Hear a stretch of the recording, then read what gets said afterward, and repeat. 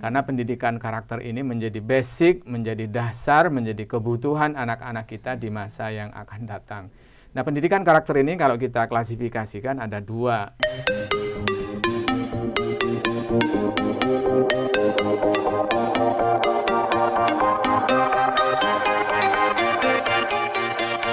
Assalamualaikum warahmatullahi wabarakatuh. Waalaikumsalam warahmatullahi wabarakatuh. Kembali lagi bersama kami podcast SMA Islam Terpadu Al-Furqon Palembang, ahli zikir, ahli fikir, ahli biar, Al-Furqon pembeda.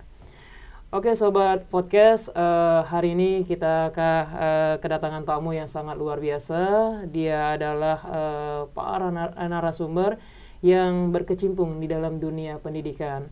Sebelum itu kita akan berpantun terlebih dahulu. Pergi merantau ke Pulau Jawa, jangan lupa pulang ke Palembang. Wahai Bapak yang luar biasa, kami ucapkan selamat datang. Terima kasih. Baik, Sobat Furqon, ada lagi ya, kalau kita tidak kenal maka tak sayang ya, narasumber yang luar biasa ini, maka kita harus memperkenalkan diri terlebih dahulu Pak ya. Jadi pergi ke pasar di pagi hari, jangan lupa membeli tomat.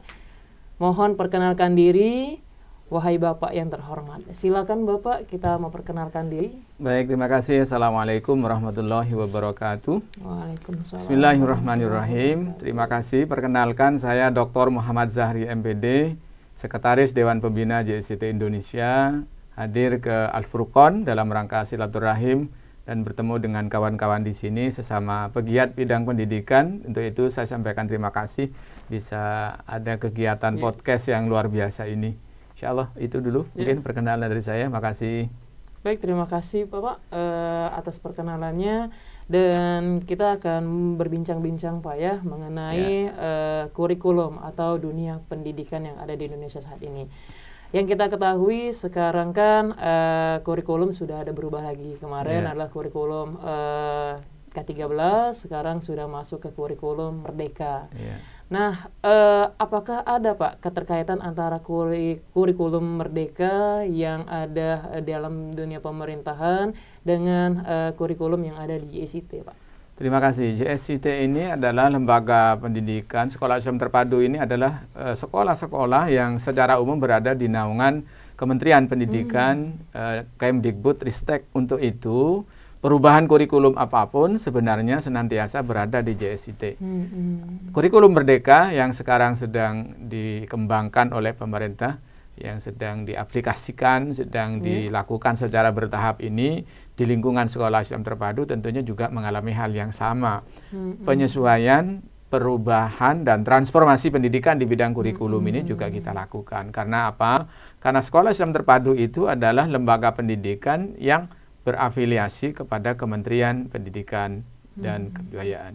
Untuk itu kurikulum ini menjadi satu kesatuan. Tidak bisa kalau kurikulum pemerintah berubah, ya kita menyesuaikan. Namun demikian, karena sekolah Islam terpadu ini punya kekhasan, tentunya ada proses adaptasi. Ada proses adaptasi dan sekarang sedang dilakukan proses adaptasi itu. Jadi ada proses adaptasi Pak ya mengenai kurikulum yang telah diterapkan oleh pemerintah, yaitu kurikulum Merdeka Belajar. Nah, untuk JSCT sendiri Pak ya, ada nggak kebijakan untuk dalam dunia pendidikan untuk memajukan peserta didik di era sekarang ini Pak? Ada 3 bagian ya yang menjadi perhatian utama. Yang pertama, pendidikan karakter, sebagaimana visi dan misi sekolah Islam terpadu itu didirikan. Yang paling utama itu adalah bagaimana proses pendidikan ini betul-betul memperhatikan pendidikan karakter. Karena pendidikan karakter ini menjadi basic, menjadi dasar, menjadi kebutuhan anak-anak kita di masa yang akan datang.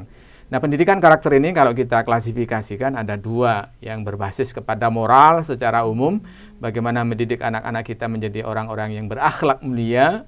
Yang kedua, karakter dalam pengertian kinerja yang berkaitan dengan dunia kerja nanti, misalnya disiplin, proaktif, berkolaborasi, punya inisiatif, terbuka dalam proses bekerja. Ini adalah hal-hal yang harus kita kembangkan. Karena tidak mungkin nanti ada anak-anak itu baik tetapi tidak disiplin, baik tetapi tidak bisa bekerja sama.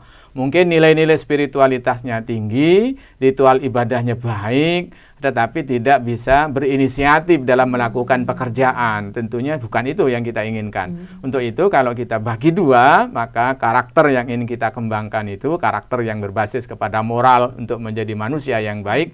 Yang kedua, untuk menjadi seorang yang berkinerja baik. Nah, tentunya kalau anak-anak kita ini sekarang kan pada umumnya anak di zaman sekarang itu kalau dia sekolah SD itu kan untuk sekolah lagi. Ke SMP. Kalau dia sekolah SMP, untuk sekolah lagi ke SMA. Demikian juga lulus SMA dia untuk sekolah lagi ya ke perguruan tinggi. Untuk itu apa kinerja yang harus dilakukan? Tentunya kinerja belajar berarti, bukan kinerja di dunia kerja karena memang tahapannya masih harus belajar. Apa kinerja belajar? Mereka berarti harus bertanggung jawab dia sebagai siswa, dia sebagai mahasiswa terhadap tugas dan tanggung jawabnya dalam menyelesaikan pendidikan. Dan dia juga belajar bekerja sama dengan bermacam-macam kegiatan. Itu yang pertama yang harus kita kembangkan. Yang kedua, Sekolah Islam Terpadu ini lahir sebagai salah satu dedikasi ya dari kita semuanya, para senior, para pendiri Sekolah Islam Terpadu itu untuk menghadirkan alternatif lembaga pendidikan yang berkualitas di Indonesia. Karena sekolah sejak dulu sudah ada sebenarnya ya, sekolah Islam juga sejak dulu sudah ada. Untuk itu komitmen lingkungan Sekolah Islam Terpadu itu bagaimana Sekolah Islam Terpadu itu memang didedikasikan, diinisiasi untuk menghadirkan sekolah-sekolah berkualitas. Untuk itu maka Sekolah Islam Terpadu selain mengikuti kurikulum kementerian, kita juga punya standar kekhasan, kita juga punya standar mutu yang baik. Bahkan bukan hanya standar mutu, kita juga melakukan lisensi. Lisensi itu semacam akreditasi versi jaringan Sekolah Islam Terpadu. Perencanaan di bidang kurikulum kalau tidak diikuti dengan kontrol melalui sistem penjaminan mutu, melalui lisensi tentunya tidak utuh. Maka dari itu selain ada standarnya, kita juga melakukan proses lisensi. Ini sebagai bukti bahwa Sekolah Islam Terpadu komit terhadap pendidikan yang berkualitas untuk Indonesia. Yang ketiga, Sekolah Islam Terpadu ini telah diinisiasi untuk menjadi bagian dari keseluruhan proses pembangunan manusia Indonesia, khususnya di bidang pendidikan. Sehingga pelaksanaan Sekolah Islam Terpadu ini tidak bisa dipisahkan dari proses pendidikan nasional.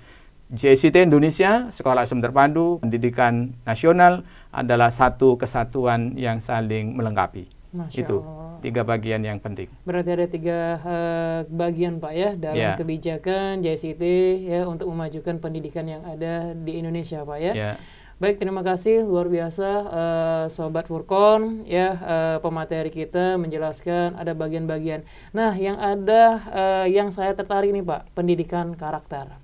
Nah, kita kan ada bagaimana sih kita menumbuhkan karakter-karakter peserta didik dengan mudah kayak gitu. Sedangkan di era sekarang kan banyak karakter-karakter anak muda sekarang yang menyimpang. Nah, bagaimana caranya agar kita meyakini para pemuda itu atau menanamkan karakter-karakter bagi pemuda penerus bangsa Indonesia ya agar semangat belajar, disiplin sesuai dengan 3 bagian penting dari JICT tadi Pak. Ya, baik. Ada 3 bagian penting kalau kita berbicara pendidikan karakter, bahwa pendidikan karakter ini bukan pembelajaran tentang karakter ya, tetapi pendidikan karakter ini adalah pembentukan karakter. Karena pembelajaran dengan pembentukan tentunya saja berbeda. Untuk itu, cara yang paling efektif pendidikan karakter itu melalui keteladanan. Yang pertama, keteladanan para guru dan seluruh warga sekolah. Karena anak-anak pada umumnya sehari-hari ada di sekolah ya, dalam 1 pekan beberapa hari ada di sekolah, beberapa jam di sekolah. Dan siswa ada di sekolah itu yang paling banyak berinteraksi dengan guru. Untuk itu, gurulah yang harus menjadi teladan. Kalau gurunya disiplin, kalau gurunya santun di dalam berbicara, kalau gurunya jujur di dalam kehidupannya, itu akan mengimbas. Ya, itu akan menular kepada anak-anak kita. Untuk itu keteladanan itu menjadi kunci keberhasilan pendidikan karakter. Tentu saja pengetahuan tetap diberikan. Kenapa harus jujur, kenapa harus disiplin, kenapa harus santun, siapa orang yang berbicara santun, siapa yang tidak santun, itu tetap disampaikan. Tetapi jangan sampai berhenti di pengetahuan. Karena yang paling utama itu adalah keteladanan. Yang kedua, apa yang harus diperbaiki? Yang harus diperbaiki adalah lingkungan. Ya, lingkungan, ekosistem sekolah ini secara keseluruhan harus menjunjung nilai-nilai karakter. Tidak mungkin ya person to person, siswa, murid, guru mungkin ya atau mungkin staf itu berperilaku demikian kalau ekosistem secara keseluruhannya tidak mendukung. Karena memang penegakan pendidikan karakter itu membutuhkan lingkungan yang baik, memerlukan ekosistem yang cukup Agar apa? Agar tumbuh kembang anak-anak secara personal ini didukung oleh lingkungan yang memang tumbuh kembangnya baik. Sebagaimana tumbuhan begitu, walaupun bibitnya unggul ya, tapi kalau tanahnya gersang ya misalnya, maka tentunya tidak bisa akan tumbuh subur dengan baik. Yang ketiga, pendidikan karakter tentunya tidak bisa lepas dari peran orang tua. Ya, karena bagaimanapun pendidikan karakter ini juga sebagian diteladankan orang-orang yang setiap hari bertemu, bahkan sepanjang waktu dia akan bertemu dengan orang-orang yang paling dekat, yaitu orang tuanya. Untuk itu, orang tua, sekolah, dan lingkungan sekolah harus menjadi satu kesatuan dalam membangun karakter. Saya yakin kalau itu dilakukan, maka kalau toh ada kurang-kurangnya dalam pendidikan karakter ini, tapi saya yakin akan banyak positifnya. Tapi kalau 3 pilar tadi itu tidak dikembangkan dengan baik, mungkin akan banyak sulitnya kita melakukan pendidikan karakter. Masya Allah. Gitu. Jadi ada 3, Pak ya, guru, lingkungan, dan peran orang tua itu sangat penting, Pak ya. Jadi kalau misalkan di antara salah satu ini tidak berperan penting atau tidak berperan maksimal, artinya kita tidak tercapai. Akan lebih beratlah prosesnya, karena memang salah satu tahapan proses pendidikan karakter nanti kan pembiasaan. Nah, pembiasaan ini kan tidak cukup sekali, berarti kan itu kan berarti membutuhkan lingkungan, membutuhkan contoh, membutuhkan keteladanan. Ya, sehingga proses pembiasaan itu akan terjadi berulang secara konsisten sampai pada akhirnya menjadi satu kultur, jadi budaya, jadi kokoh ya, menjadi kebiasaan ya, menjadi habit dalam kesehariannya. Gitu. Alhamdulillah. Baik, Sobat Furqon, itu 3. Jadi agar kita bisa menjadi pribadi yang lebih baik atau bisa mencetak generasi penerus bangsa yang memang memiliki moral atau akhlak yang baik, Pak ya, ada 3 unsur yang penting dan paling utama. Yang pertama itu adalah guru, selanjutnya adalah lingkungan, yang ketiga adalah peran orang tua. Baik, Bapak, terima kasih atas pertemuan kita kali ini. Sama-sama. Dan boleh, Pak, kita memberikan tips atau memberikan saran atau memberikan masukan untuk sobat-sobat kita agar lebih semangat lagi, terutama untuk anak atau para pemuda saat ini, Pak. Ya, baik. Untuk sobat podcast Furqon ya, tips dari saya. Yang pertama, jadilah pemuda yang memiliki cita-cita yang jelas tentang masa depan, apa yang akan dicapai, apa yang akan diraih. Masa depan yang paling dekat ya ketika nanti kita hidup di dunia ini, jadilah orang yang mandiri. Ya. Yang kedua, jadilah manusia, bangsa Indonesia, warga yang punya kontribusi dalam pembangunan, sehingga hidup tidak hanya untuk mengurusi diri dan keluarga dan profesi, tetapi hidup juga untuk mengurusi masyarakat, untuk berkontribusi dalam pembangunan bangsa Indonesia. Jangan lupa tetap menjadi orang yang bertakwa, beriman, beribadah, sehingga selain kita sukses di dunia, insya Allah kita akan bersama-sama bertemu di akhirat. Terima kasih. Mohon maaf kalau ada yang kurang berkenan. Wallahul muwaffiq ila aqwamit thoriq. Assalamualaikum warahmatullahi wabarakatuh. Waalaikumsalam warahmatullahi wabarakatuh. Terima kasih Bapak atas tipsnya. Semoga para pemuda sekarang bisa memperhatikan apa yang Bapak sampaikan dan mengaplikasikannya dalam kehidupan sehari-hari. Amin. Itulah tujuan kita, bukan hanya sukses di dunia, namun kita insya Allah akan berjumpa di surganya Allah. Amin. Baik, Sobat Furqon, itulah bincang-bincang kita hari ini. Boleh Bapak kita slogan Al-Furqon? Oh iya, gimana itu? Al-Furqon pembeda ya. Oke, saya ikut ya. Oke. Iya, saya nyebutnya Al-Furqon, nanti kita sama-sama pembeda. Siap. Oke. Al-Furqon pembeda. Oke, saya Andriadi, MC pada hari ini. Apabila ada salah kata, saya minta maaf kepada Allah, saya mohon ampun. Saya akhiri, wabillahi wal taufiq walhidayah. Wassalamualaikum warahmatullahi wabarakatuh. Waalaikumsalam warahmatullahi wabarakatuh.